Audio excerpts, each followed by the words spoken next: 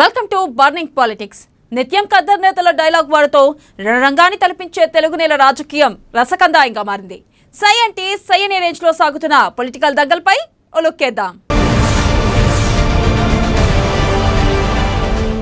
బాబు Pawan meeting AP politics లో ప్రకంపనలు రేపుతుంది. జనసేనాని ఉన్నట్టుండి చంద్రబాబు ఇంటికెళ్లడం సంచలనం సృష్టిస్తుంది. ఇంత సడన్ గా బాబుతో పవన్ ఎందుకు భేటీ అయ్యారు? పొత్తులు, సీట్ల సర్దుబాటు కోసమేనా? అసలు చంద్రబాబుతో పవన్ కళ్యాణ్ ఏం చర్చించారో ఇదే ఇప్పుడు టాక్ ఆఫ్ ది ఏపీగా మారింది.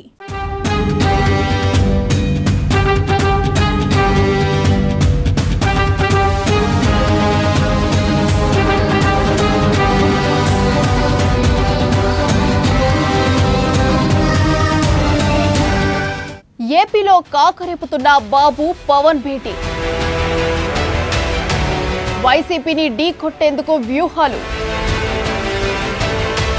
అధికారం కోసం టీడీపీ జనసేన ప్రయత్నం, టీడీపీతో బీజేపీని కలిపేందుకు పవన్ రాయబారం, టీడీపీతో కలిసేది లేదని తెగేసి చెప్పిన బీజేపీ, బాబు సాయంగా ఉండాలనుకుంటున్న జనసేనాని, బీజేపీతో దూరం పెంచుకునేందుకు సిద్ధం, వైసీపీపై పోరాటానికి సిద్ధమైన పవన్, బీజేపీకి వైసీపీతో సత్సంబంధాలు, టీడీపీతో కలవొద్దని హెచ్చరించిన బీజేపీ, వైసీపీని ఓడించాలని కంకణం కట్టుకున్న పవన్.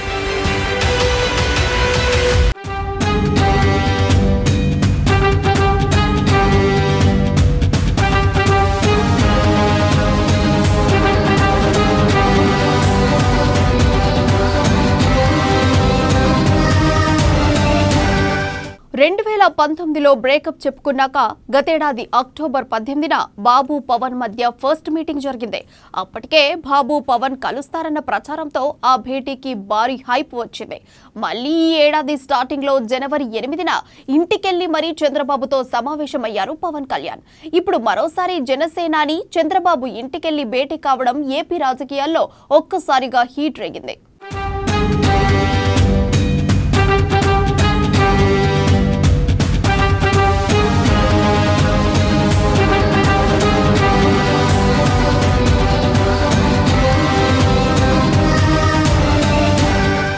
జనసేన అధినేత పవన్ కళ్యాణ్ ఇటీవల అధినేత చంద్రబాబుతో భేటీ అయ్యారు.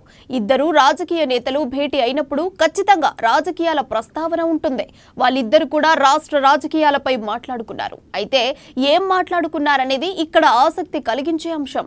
ఎన్నికలు సమీపిస్తుండటంతో అధికారం కోసం టీడీపీ, జనసేన గట్టిగా ట్రై చేస్తున్నాయి. రెండు పార్టీల లక్ష్యం ఒకటే, ఎలాగైనా ఈసారి జగన్ను గద్దె దించాలని. ఇందుకోసం ఏదైనా చేయాలి, ఎవరితోనైనా కలవాలి.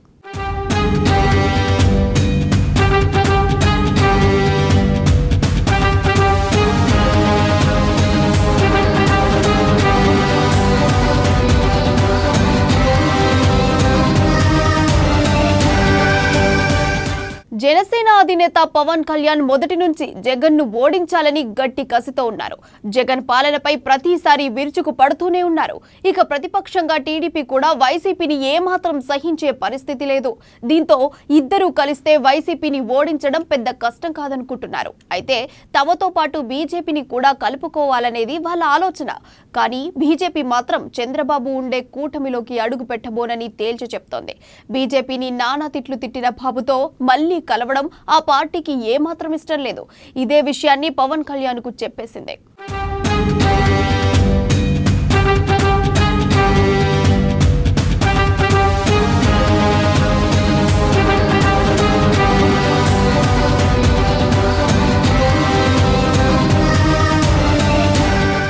పవన్ కళ్యాణ్ మాత్రం బీజేపీని కూడా తమ కూటమిలోకి తెచ్చి వైసీపీని ఓడించాలనుకుంటున్నారు.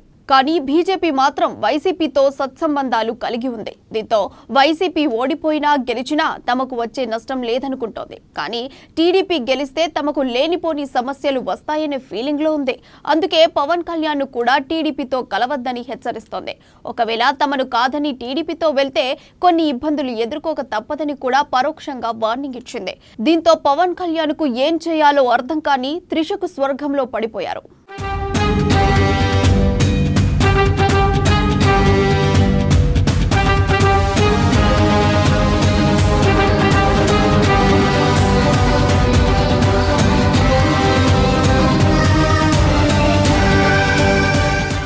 బీజేపీని కాదని టీడీపీతో వెళ్తే తనకు కొన్ని సమస్యలు వస్తాయని పవన్ కళ్యాణ్ గ్రహించారు. సినిమా రంగంలో ఉన్నందున కొన్ని ఫేస్ చేసేందుకు పవన్ కళ్యాణ్ సిద్ధం కావాల్సి ఉంటుంది.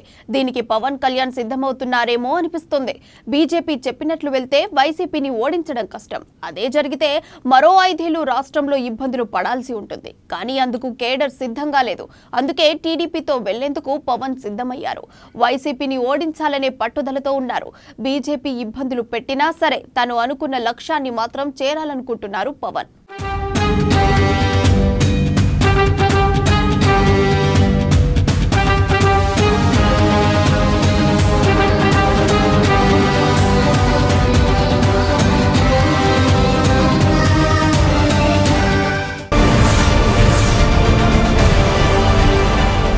తెలంగాణలో రాజకీయ వేడి కొట్టొచ్చినట్టుగా కనిపిస్తుంది. రాజకీయ పార్టీలన్నీ అసెంబ్లీ ఎన్నికల కోసం వెయిట్ చేస్తున్నాయి. మరో 9 నెలల్లో అసెంబ్లీకి ఎన్నికలు జరగనుండడంతో అప్పుడే ఎన్నికల వ్యూహాలకు పదును పెడుతున్నాయి. ఎన్నికల్లో గెలుపు కోసం బీఆర్ఎస్, బీజేపీ, కాంగ్రెస్లు తమదైన కార్యాచరణ రూపొందించుకొని ముందుకెళ్తున్నాయి. ఇక కొత్తగా తెరపైకి వచ్చిన పార్టీలు తమ అదృష్టాన్ని పరీక్షించుకోనున్నాయి.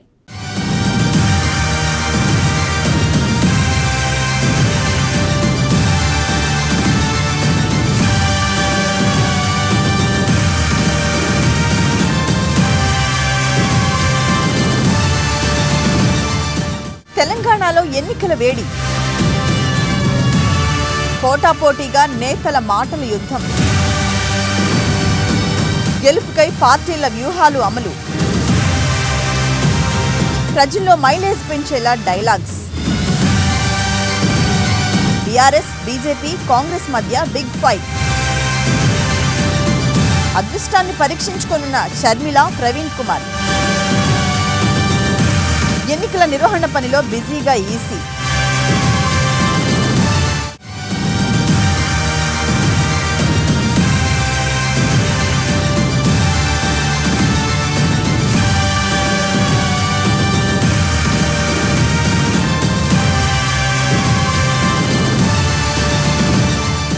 తెలంగాణలో ఈ ఏడాది చివర్లో జరిగే అసెంబ్లీ ఎన్నికల వేడి ఇప్పుడే మొదలైంది. గత ఎన్నికల్లో 2 పక్షాల మధ్య జరిగిన పోటీ ఈసారి 3 పార్టీల మధ్య హోరాహోరీగా నెలకొంది. షెడ్యూల్ ప్రకారమే ఎన్నికలు జరుగుతాయనే అభిప్రాయంతో ఉన్న బీఆర్ఎస్, బీజేపీ, కాంగ్రెస్ పార్టీలు ఇప్పటి నుంచే ప్రచార పర్వానికి తెరలేపాయి. అన్ని పార్టీలు రకరకాల పేర్లతో రోడ్డెక్కాయి. ఎన్నికల మేనిఫెస్టోలో కనిపించే తరహా హామీలను ప్రజలకిస్తున్నాయి. ఒక్కో పార్టీ ఒక్కో పేరుతో ప్రజల భాగస్వామ్యంతో ఆందోళనలు, నిరసనలు నిర్వహిస్తున్నాయి. ప్రజల మధ్యనే ఉండాలనే 3 పార్టీలు నిర్ణయం తీసుకున్నాయి. వివిధ సెక్షన్లు ప్రజలను ఆకర్షించేందుకు ప్రయత్నిస్తూనే కేంద్ర, రాష్ట్ర ప్రభుత్వాల వైఫల్యాన్ని ఏకరువు పెడుతున్నాయి. 3 పార్టీల మధ్య పోటాపోటీ ప్రచారం, విమర్శల పర్వం ఊపందుకుంది.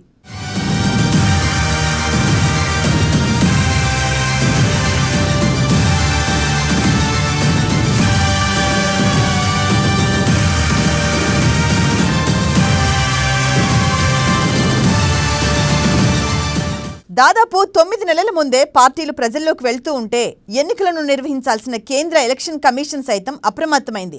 ఇప్పటి నుంచే ఓటర్ల జాబితా సవరణ, ఒక్కో పోలింగ్ బూత్లో ఉండాల్సిన ఓటర్లు, దానికి తగినట్లుగా పోలింగ్ కేంద్రాల సంఖ్య, ఈవీఎంల అవసరం, తనిఖీల అనంతరం జిల్లా కేంద్రాలకు తరలింపు, ఎన్నికల విధుల్లో పాల్గొనే ఉద్యోగులకు నిర్వహణపై శిక్షణ అందించడం, చివరి నిమిషం వరకు ఓటర్లుగా జాబితాలో చేరేందుకు కల్పించాల్సిన అవకాశం, వీలైనంత ఎక్కువగా పోలింగ్ పర్సెంటేజ్ని పెంచడం, ఇలాంటి అనేక అంశాలపై కేంద్ర ఎన్నికల సంఘం, రాష్ట్ర ఎన్నికల ప్రధానాధికారి కార్యాలయం కసరత్తు ప్రారంభించాయి. ఎన్నికలు జరిగిన ప్రతిసారి ఓటర్ల జాబితా తప్పుల తడకగా ఉందని, ఉద్దేశపూర్వకంగానే ఓటర్ల పేర్లను తొలగించారన్న విమర్శలు కామన్. ఈసారి అన్ని పార్టీల్లో మరింత అప్రమత్తమయ్యాయి.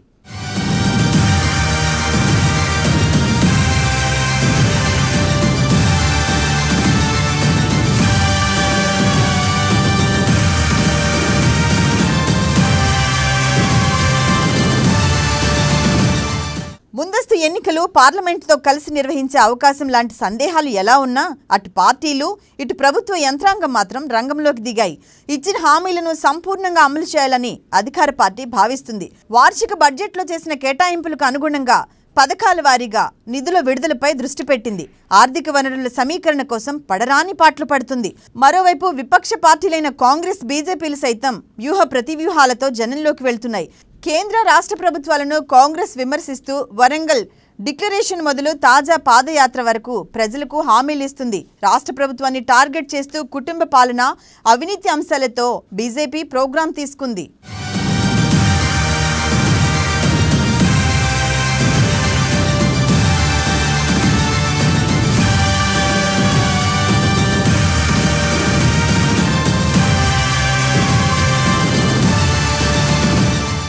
గత ఎన్నికల్లో కనిపించిన వైఎస్ఆర్టీపీ అధినేత్రి షర్మిల, బీఎస్పీ అధినేత ఆర్ఎస్ ప్రవీణ్ కుమార్ ఈసారి రాజకీయ అదృష్టాన్ని పరీక్షించుకోనున్నారు.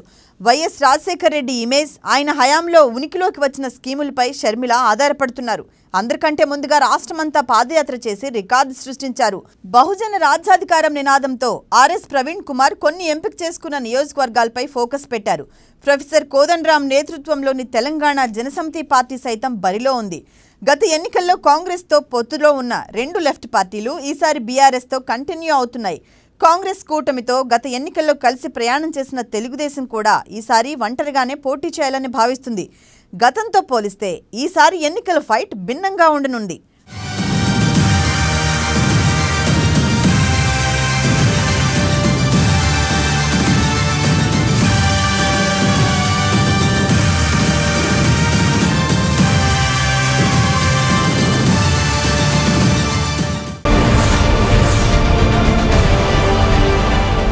తెలంగాణలో పొలిటికల్ హీట్ పెరిగింది. అన్ని పార్టీలు ఎలక్షన్ మూడ్లోకి వెళ్తున్నాయి. మరో 8 నెలల్లో అసెంబ్లీ సమరం మొదలు కానుంది. సంక్షేమ పథకాలే తమకు శ్రీరామ రక్ష అంటూ బీఆర్ఎస్ ముందుకెళ్తుంది. కారు సర్కార్ని గ్యారేజ్కి పంపడమే లక్ష్యం అంటూ హస్తం కుస్తీకి దిగుతుంది. ఎన్నికల్లో గెలుపు గుర్రం ఎక్కి తిరుగుతామని చెబుతున్న బీజేపీ నేతలు ఆ దిశగా అడుగులు కాదు పరుగులు పెట్టేందుకు ప్లాన్ రెడీ చేసుకుంది. ఇలా ఎవరికి వారు ధీమాతో తెలంగాణపై త్రిముఖ వ్యూహాన్ని అమలు చేయనున్నారు.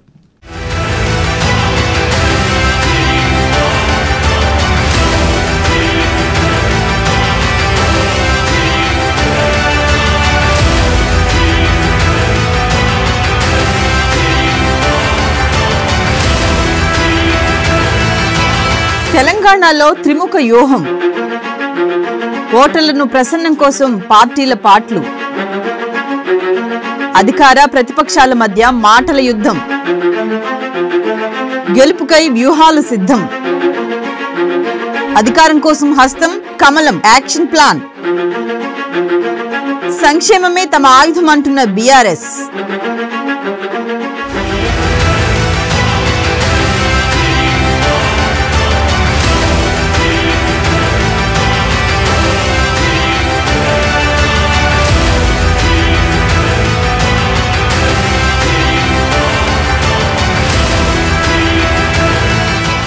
ఎన్నికలు వచ్చిన ప్రతిసారి బీఆర్ఎస్ పార్టీ తొలుత దృష్టి పెట్టేది ఆత్మీయ సమ్మేళనాలపైనే. ఉప ఎన్నికల సమయంలోనూ కుల సంఘాలతో విడివిడిగా ఆత్మీయ సమ్మేళనాలు పెట్టి భవన్ల నిర్మాణానికి వ్యక్తిగతంగా పార్టీ తరపున ఆర్థిక సాయం చేస్తామంటూ సీనియర్ లీడర్లు రంగంలోకి దిగి హామీ ఇస్తుంటారు.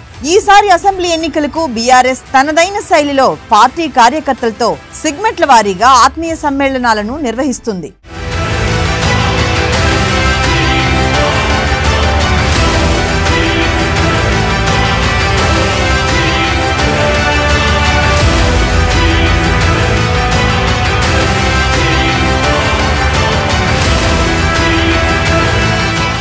అసంతృప్తి, అసమ్మతి ఉంటే వెంటనే వారికి కొన్ని హామీలు ఇచ్చి సర్ది చెప్పే ప్రయత్నం చేస్తుంది.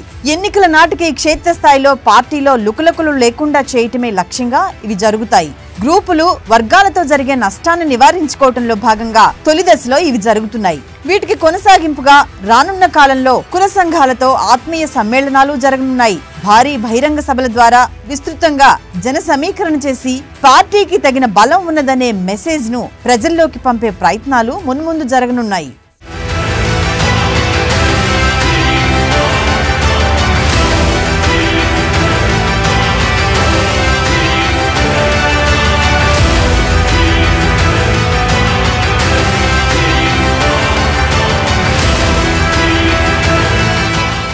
తొలుత భారత్ జోడో యాత్ర, ఆ తర్వాత హాత్ సే హాత్ జోడో యాత్ర అభియాన్ పేరుతో రాష్ట్రంలో పలు అసెంబ్లీ సెగ్మెంట్లలో పాదయాత్రలు జరిగాయి. పార్టీ లీడర్లు విడిగా పీపుల్స్ మార్చ్ లాంటి పేర్లతో జరుపుతున్నారు. PCC chief Revanth Reddy, CLP నేత మల్లు భట్టి విక్రమార్క పాదయాత్రలతో పలు నియోజకవర్గాల్లో తిరుగుతున్నారు. పలువురు ఎమ్మెల్యేలు సైతం వారి వారి నియోజకవర్గాల్లో పాదయాత్రలు చేశారు. ఇక పైన కూడా చేయాలనుకుంటున్నారు.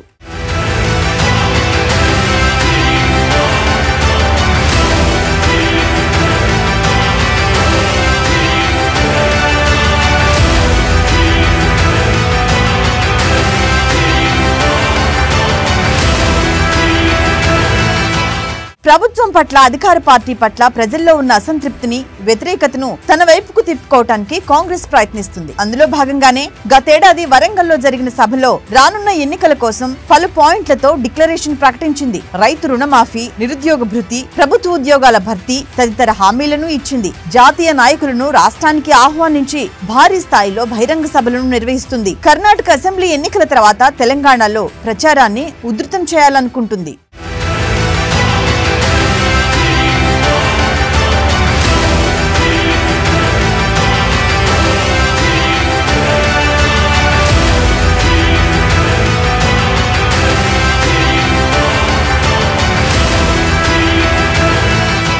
ప్రతి గ్రామాన్ని టచ్ చేసే విధంగా స్ట్రీట్ కార్నర్ మీటింగులను నిర్వహించిన బీజేపీ అసెంబ్లీ ఎన్నికల్లో వీలైనంత ఎక్కువ ఓట్ బ్యాంకును కైవసం చేసుకోవటానికి బూత్ సశక్తీకరణ్ అభియాన్ పేరుతో ప్రత్యేక క్యాంపెయిన్ చేపట్టింది. గతంలో ఎన్నడూ లేనంతగా 3 వారాల వ్యవధిలోనే 11,000కు పైగా స్ట్రీట్ కార్నర్ మీటింగులు పెట్టింది. తన సొంత బలం ఏ మేరకు ఉందో స్వయంగా పరీక్షించుకుంది.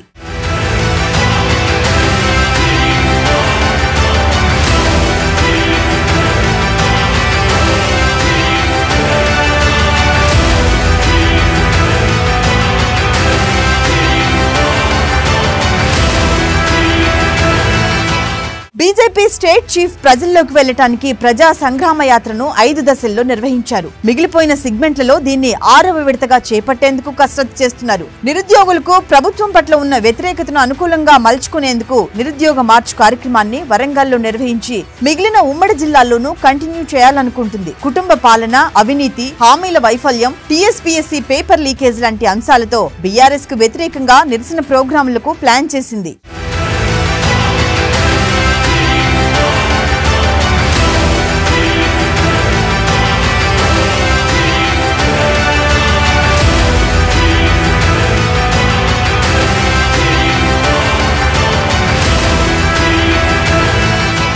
కాంగ్రెస్, బీజేపీలు ఏకకాలంలో ప్రభుత్వ వ్యతిరేకతపై ఎక్కువగా ఆధారపడుతూనే ముఖ్యమంత్రి కుటుంబ అవినీతిని ప్రచారంలో వాడుకోవాలనుకుంటున్నాయి. PCC chief Revanth Reddy, BJP state chief Bandi Sanjay వారి ప్రసంగాల్లో పదే పదే వీటిని ప్రస్తావిస్తున్నారు. ప్రత్యామ్నాయంగా వారి వారి పార్టీలు ప్రజలకు ఏం చేయబోతున్నాయనే దాన్ని నొక్కి చెప్తున్నాయి. మరోవైపు ఇతర రాష్ట్రాల్లో లేని స్కీములు తెలంగాణలో అమలవుతూ ఆదర్శ పాలన అందిస్తున్నారనేది అధికార బీఆర్ఎస్ నేతలు చేస్తున్న ప్రచారం.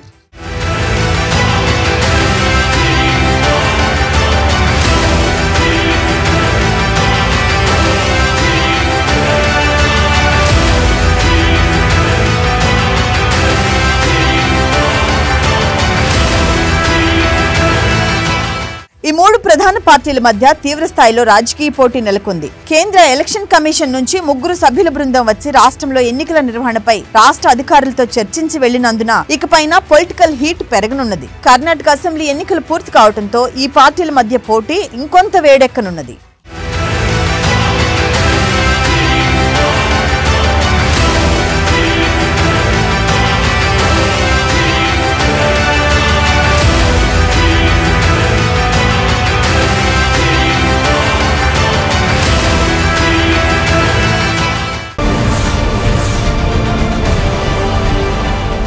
ఇది రోజు బర్నింగ్ పాలిటిక్స్. మరిన్ని రాజకీయ విషయాలు రేపటి బర్నింగ్ పాలిటిక్స్ లో చూద్దాం.